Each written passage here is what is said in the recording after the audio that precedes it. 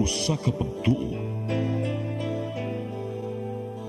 usa ka tingog,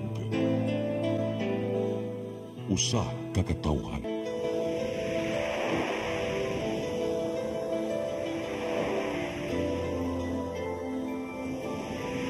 Cebu Catholic Television Network.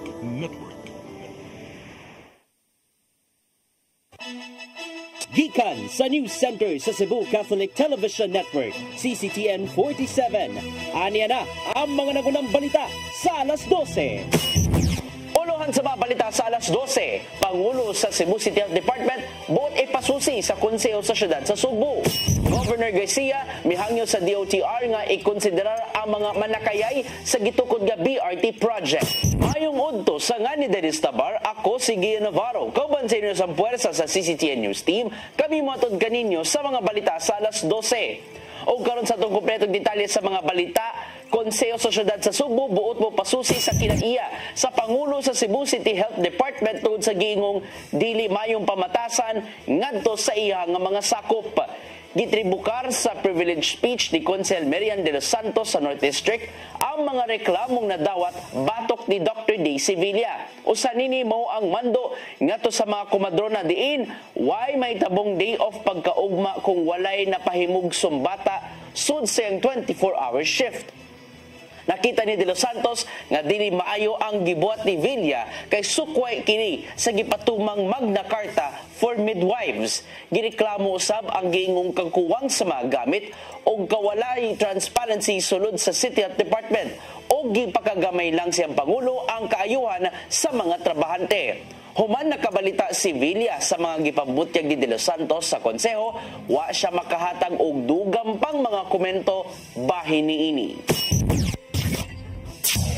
Acting Mayor Raymond Alvin Garcia wa pay napili kung kinsa ang himuong hepe sa Cebu City Police Office.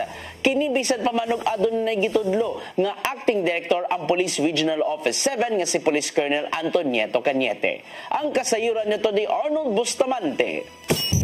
Bisa pa man nga gihunagway sa kasamtangan nga mayor sa Defensa Sugbo Raymond Alvin Garcia nga nakapunto sa gitudlo nga acting Cebu City Police Office Director nga si Police Colonel Antonieto Cañete human sa manampuson nga pagkasikop sa suspitsado sa linuog nga pagpatay sa usa ka sales lady sa Barangay Bulacau nitong miaging semana apan wala pa siya hingpit nga makatudlo nga may mangulo sa kapulisan sa Dakmay Sugbo. Mato ni Garcia atol sa pagpresentar kang Darren Cui sa CCPO nga nagpadayon ang iyang nga pagpaniid kang Cañete. Ilabi na sa iyang pagpadagan sa paghatag sa seguridad sa tibok Dakmayan sa Sugbo. Una na nga hibaw si Garcia nga nagpaabot pa siya sa 5 ka mga pangalan sa mga police colonels kay ang pilian na pilda niini si Cañete nga mo'y mangulo sa renda sa CCPO. In fact, Colonel, hingon ba yan yung kunin mo, Colonel, nga I did not sign any endorsement as of the moment for your being the official CCPO director, city director kay tungod I am really observing you. Tinudan na yun, I am observing you. Hinoon karon murag na kay plus kay I commend you kay dalira kay nato na kuha ato mga suspects pero mula gina di din kutob diri. I want to see a longer time nga manerbisyo ka kay para I can really make my assessment properly. Apan alang kang Cañete nga wala siya mamugos nga mahimong pilion sa kasamtangan nga mayoro sa Dakbayan ang labing mahinungdanon o ang pagserbisyo sa katawhang Sugboanon nga mahimong luwas og layo sa krimen ng Dakbayan. Yang ipasabot nga wala siya mo apply sa pagkahepe sa kapulisan sa Dakbayan sa Sugbo apan nakita sa kadagkuan sa Police Regional Office 7 ang iyang agi sa panarbaho nga tungod ani siya ang kasamtangan nga gibutang sa mong posisyon. Yes, my very simple is that even I cannot become a city director. What important to me is I give my best, serve the people. Very important. In fact, I do not apply for a city director. It was the PNP who observed me doing silently without complaining and even doing my best. Even the simple way of delivering it with a simple, very small and simple office. Si Cañete lumad nga Sugboanon sanglit ang lugar nga iyang natawhan mao man ang isla sa Bantayan, probinsya sa Sugbo. Si Lieutenant Colonel Jerry Spilare, ang spokesperson ni Police Brigadier General Antonio Abirin, hepe sa kapulisan sa Central Visayas ni Pahibaw, nga doon na ipadala nga 5 ka mga pangalan ng Piero 7 ngadto sa Cebu City Hall aron makapili na ang mayor apilan niini ang ngalan ni Colonel Cañete. The information that I have from R1, our personnel, is that we are in the process of sending the names. Now, I am not sure if nakaabot na ba sa office office the city mayor, but the process should be under the law. He will be given 5 recommendees, no, for him to choose, no. Then kung makapili na siya, that's the time that we will designate the city director in full capacity. Karon na is active capacity pa si Colonel Kayem. Wala na mohatag pa og pangalan si Pilare sa mga police colonels nga mamahimong pilian ni acting Mayor Raymond Alvin Garcia. Arnold Bustamante, CCTN. Gikalipay sa mga transport cooperative sa Sugbo ang hukom ni Presidente Ferdinand Bongbong Marcos Jr.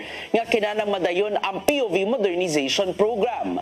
Sumapa sa chairman sa Federation of Cebu Transport Cooperatives nga si Ellen Maghanoy nga makalahutay na sila sa pagsanong sa mga programa.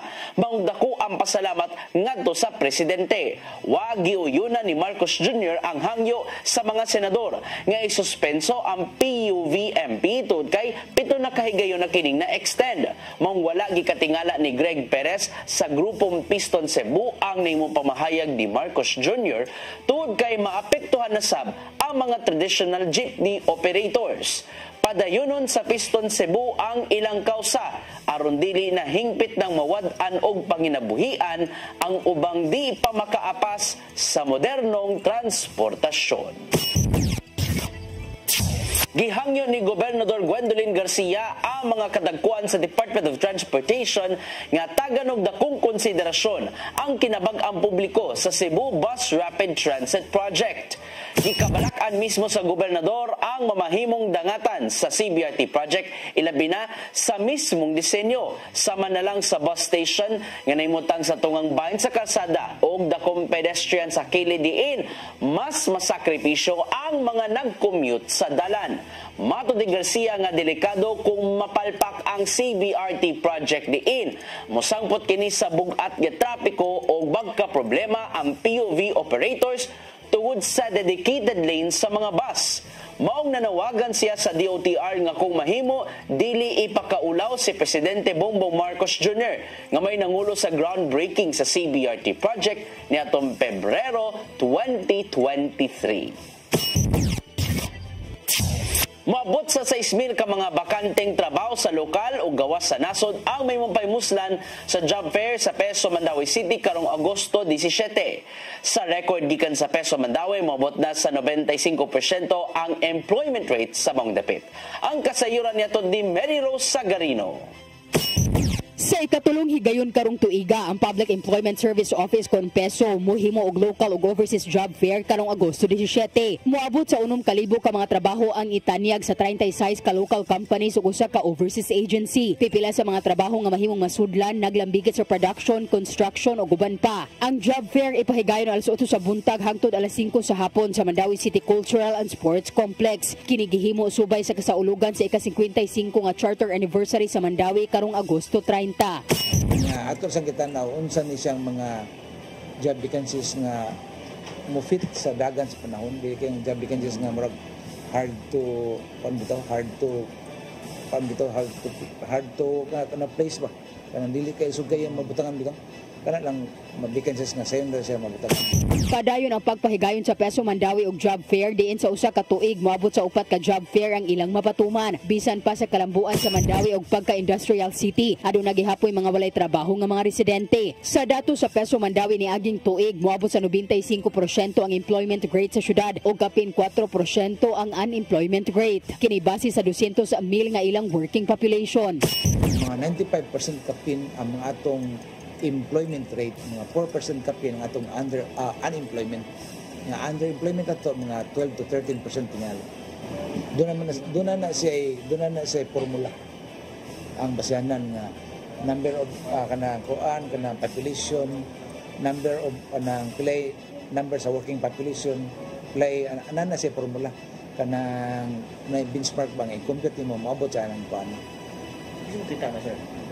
Itudlo na sa probtano sa kita sa kanang PCA naman ang PCA may matag sa kuan sa katong mga benchmark ito nga man siya nga atong i-compute sa katong formula nga yatag sa buhay.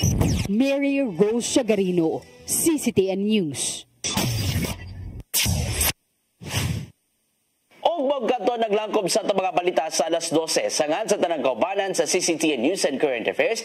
Ilabi na sa itong news manager nga si Dennis Tabar, ako si Gian Navarro. At ang atong Sairi 47, karon ka ng alas 5 sa hapon hangtod na sa alas 6 sa gabi. Musunod na sa Dimadugay ang Santos nga Misa nga manukad live sa CCTN Chapel. Daghang salamat, daygo ng Diyos.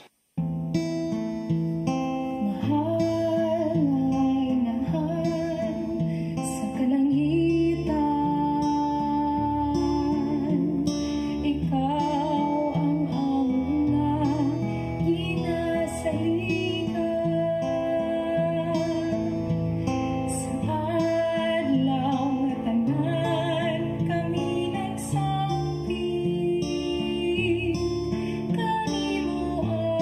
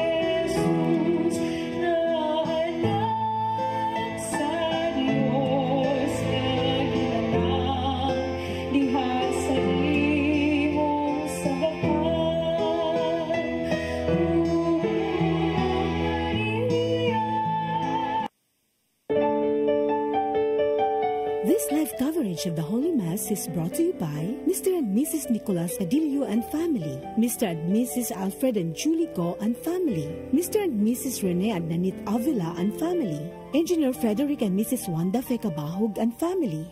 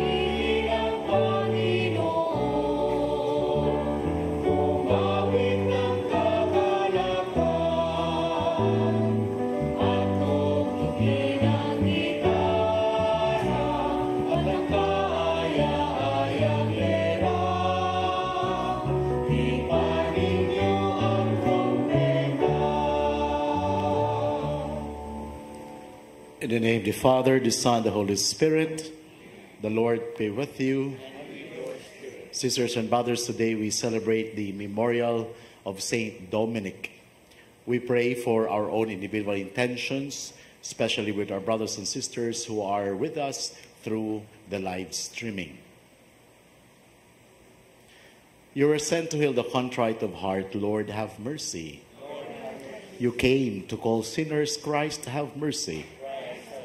You are seated at the right hand of the Father to intercede for us. Lord, have mercy. May Almighty God have mercy on us, forgive us our sins, and bring us everlasting life. Let us pray. May Saint Dominic come to the help of your church by his merits and teachings, O Lord. And may he who was an outstanding preacher of your truth be a devoted intercessor on our behalf. Through our Lord Jesus Christ, your Son, who lives and reigns with you in the unity of the Holy Spirit, God, forever and ever. Amen. Please be seated.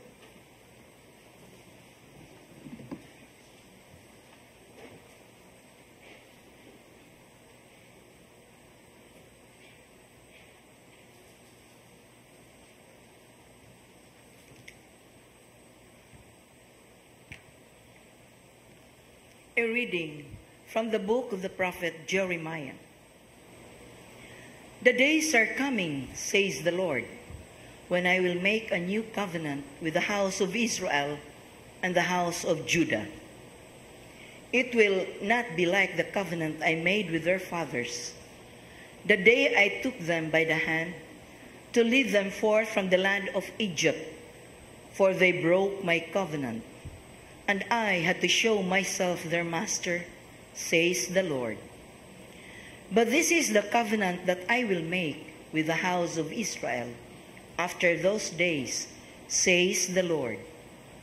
I will place my law within them and write it upon their hearts.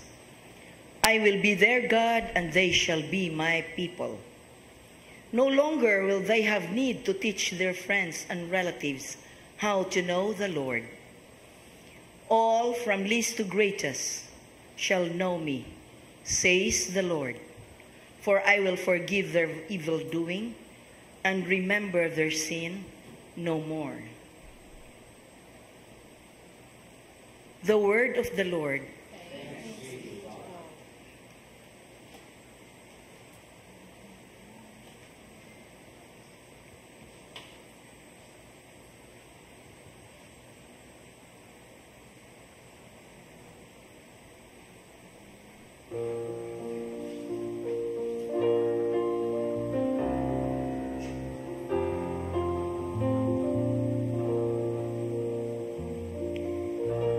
Great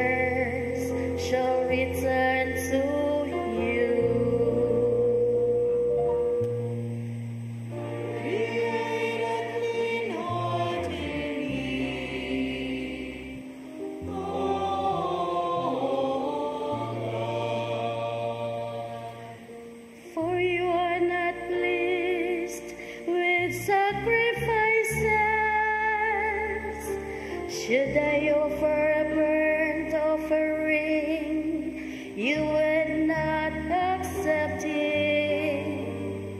My sacrifice, O God, is a contrite spirit, a heart contrite and humbled. O God, you will not spurn.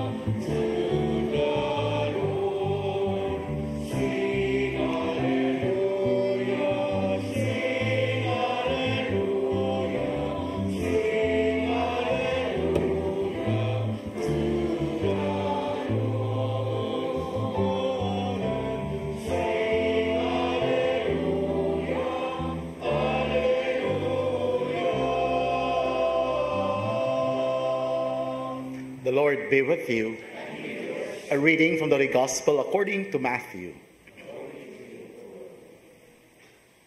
Jesus went into the region of Caesarea Philippi, and he asked his disciples, "Who do people say that the Son of Man is?" They replied, "Some say John the Baptist, others Elijah, still others Jeremiah or one of the prophets." He said to them, "But who do you say that I am?" Simon Peter said in reply, "You are the Christ, the Son of the living God." Jesus said to him, "Blessed are you, Simon, son of Jonah, for flesh and blood has not revealed this to you, but my heavenly Father. And so I say to you, you are Peter, and upon this rock I will build my church, and the gates of the netherworld shall not prevail against it. I will give you the keys of the kingdom of heaven.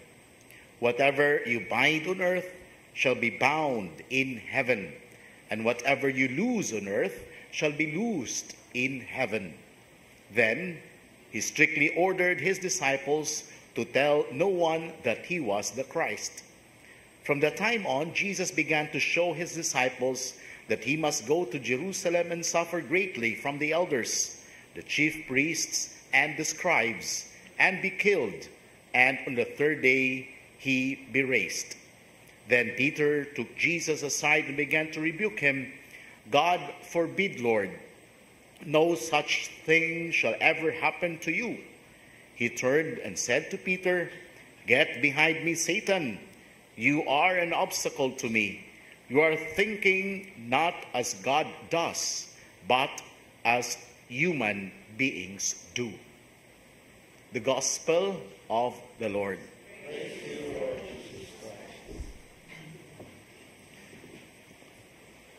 Good afternoon, my dear brothers and sisters. In our Gospel reading today, we are reminded that Jesus, being the Christ, being our Savior, has to sacrifice himself. Being the Savior, the Messiah, he has to save all mankind and to submit his will to the Father, even to the point of death.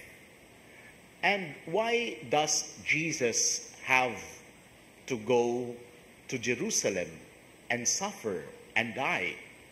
Precisely because of love. My dear brothers and sisters, it's easy for us to say nowadays, "I love you." Sayon-sayonon ragyod. But you know, Jesus gives us an example that when he says he loves all of us, there is no condition. But on our sake, our love our service, our being good is conditional. What are the words that are conditional? 3 things. Number 1, if. If. Letter F. If. If means that there's a certain kind of uncertainty. If only I knew. If only you told me. Sa Binisaya pa, o sa may Binisaya sa if. Kung imo pa kong gisultian, muadto ta ko. Kung nagbinutan pa ka, ako ta ning ihatag. There is condition. The second word, but. But means that there is a positive proposition and you turn to say the contrary. Nindot unta mo simba, pero uwan man. Nindot man unta nga magrosaryo, pero giduka mangko. There is a certain kind of good intention, but in the end you try to change and do what is contrary. Kumun kay na nato. But giingon, good intentions are not enough. Ang uban pa kanang giingon, intro voice ra ba, kutobras introduction, di gyud mo tiwas. Sa atong kaluwasan, dili man na kutobras intention. Ang importante ang paglahutay. And third is the word as long as. As long as you give me this, then I'll be a good wife to you. As long as you study your lessons, then I will give what you want. Sa Binisaya pa, kung sa may Binisaya sa as long as, basta. Basta magbinutan ka, palitanti ka. Basta mutuman ka sa akong gusto, mutuman pug ko sa imong gipangayo. My dear brothers and sisters, when we love like Christ, it should never be conditional. And hopefully, we do away with the words that gives condition. But, if, as long as.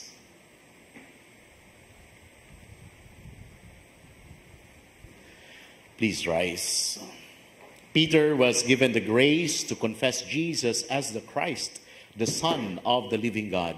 But he must know that Jesus chose to be the Messiah who suffers. Let us confess the cross of Jesus as the power and wisdom of God. And so we say, Lord, hear our prayer. Lord, hear our prayer. May we remain faithful to the church, founded by Christ on Peter and the apostles, and given the authority to forgive sins, we pray. Lord, hear our prayer. May the Lord protect the Pope, the successor of Peter, with the strength and guidance of the Holy Spirit, we pray. Lord, hear our prayer. May we see Jesus as the Messiah, who first must suffer before entering into his glory, we pray. Lord, hear our prayer. May we accept suffering and humiliation as path to glory, for Christ suffered for us, leaving us an example, so that we might follow in his steps, we pray. Lord, hear our prayer. May we follow Jesus, not only in good times, but also when hard times come. When the cross casts its shadow on us, we pray. Lord, hear our prayer. God our Father, we offer our petitions through Christ our Lord. Amen.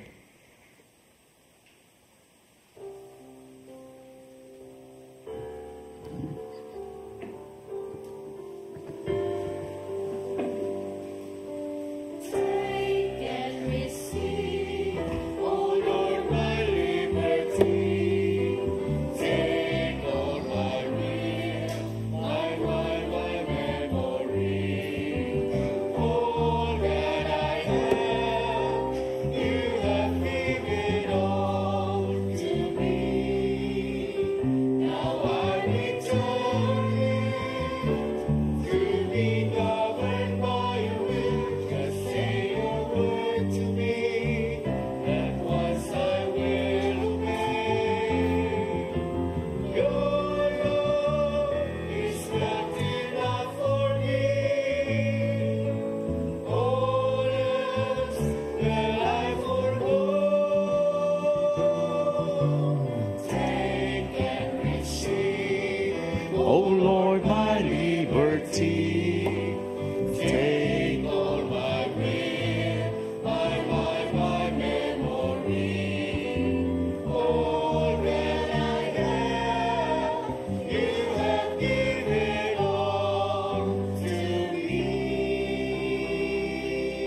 Pray, my dear brothers and sisters, that my sacrifice and yours may be acceptable to God, the Almighty Father.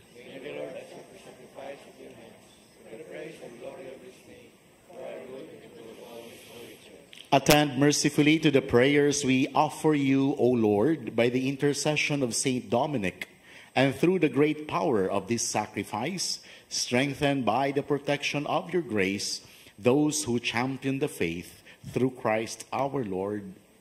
The Lord be with you. Lift up your hearts. Let's give thanks to the Lord our God. It is your right and just, our duty and our salvation, always and everywhere to give you thanks, Lord, Holy Father, Almighty, Eternal God, through Christ our Lord.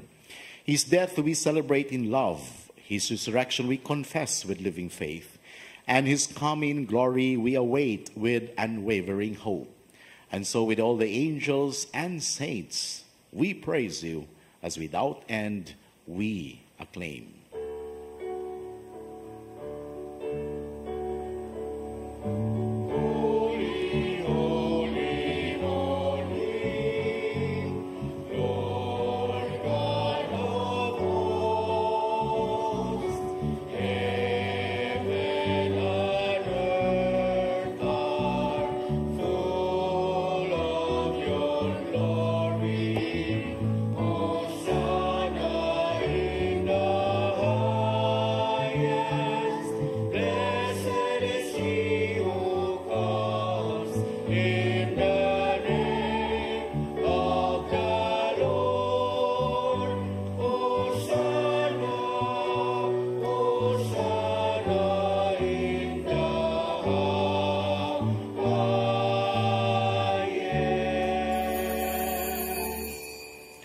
You are indeed holy, O Lord, the fount of all holiness. Make holy, therefore, these gifts, we pray, by sending down your Spirit upon them like a dewfall, so they may become for us the body and blood of our Lord Jesus Christ.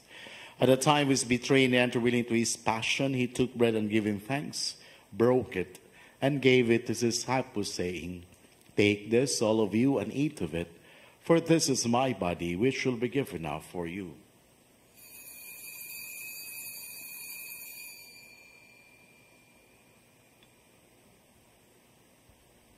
In a similar way, when supper was ended, he took the chalice, and once more giving thanks, he gave it to his disciples, saying, "Take this, all of you, and drink from it. For this is the chalice of my blood, the blood of the new and eternal covenant, which will be poured out for you and for many for the forgiveness of sins. Do this in memory of me."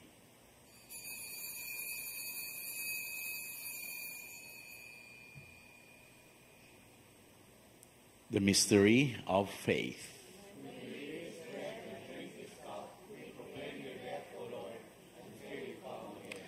Therefore, as we celebrate the memorial of his death and resurrection, we offer you, Lord, the bread of life and the chalice of salvation, giving thanks that you have held us worthy to be in your presence and minister to you.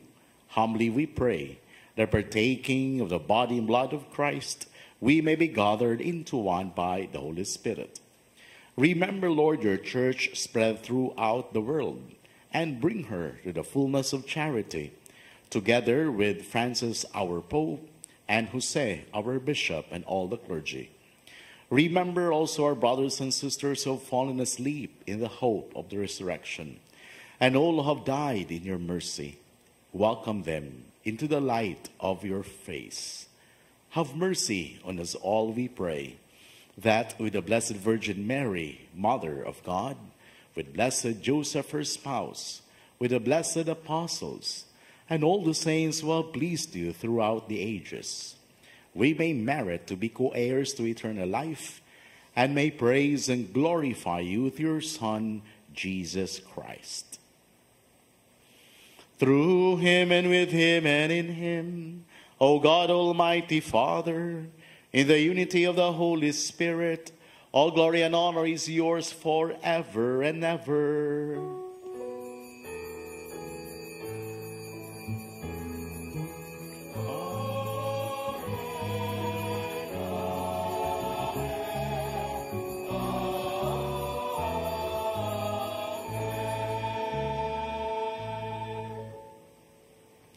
On the Savior's command and formed by divine teaching, we dare to say, Our Father, who art in heaven, hallowed be thy name.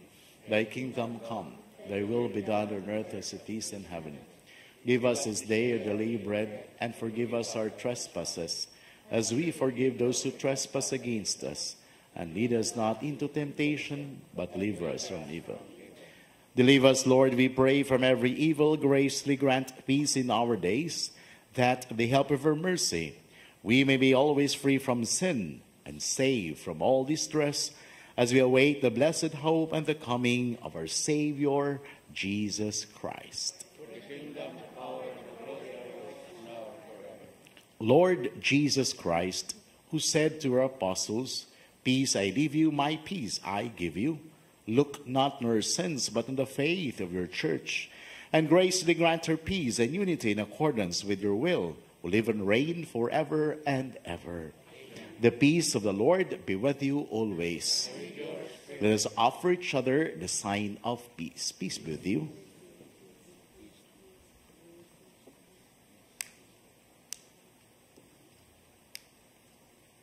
Lamb of God,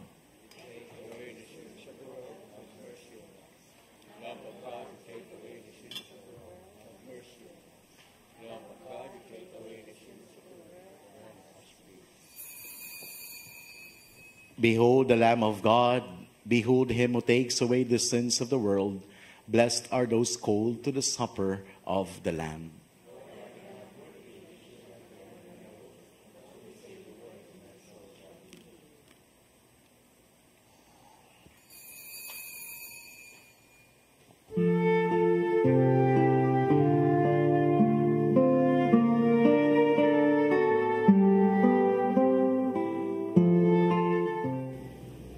Of spiritual communion. My Jesus, I believe that you are present in the most holy sacrament. I love you above all things, and I desire to receive you into my soul.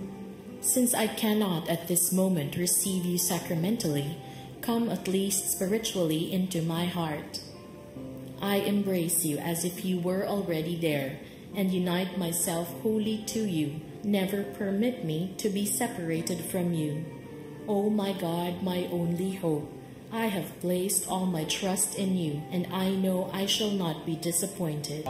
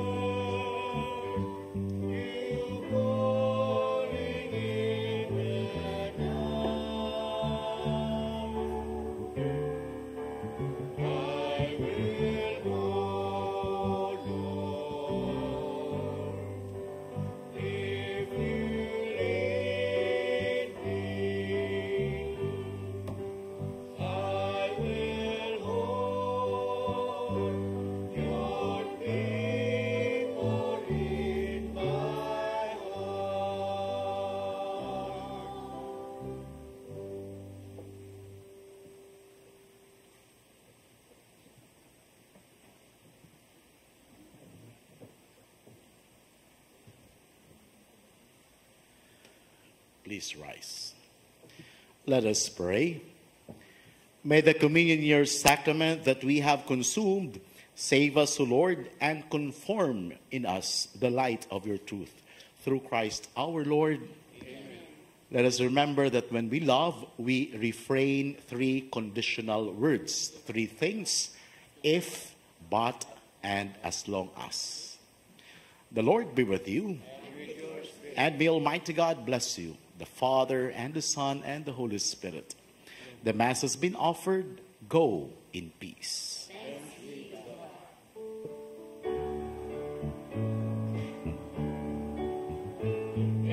man will come up to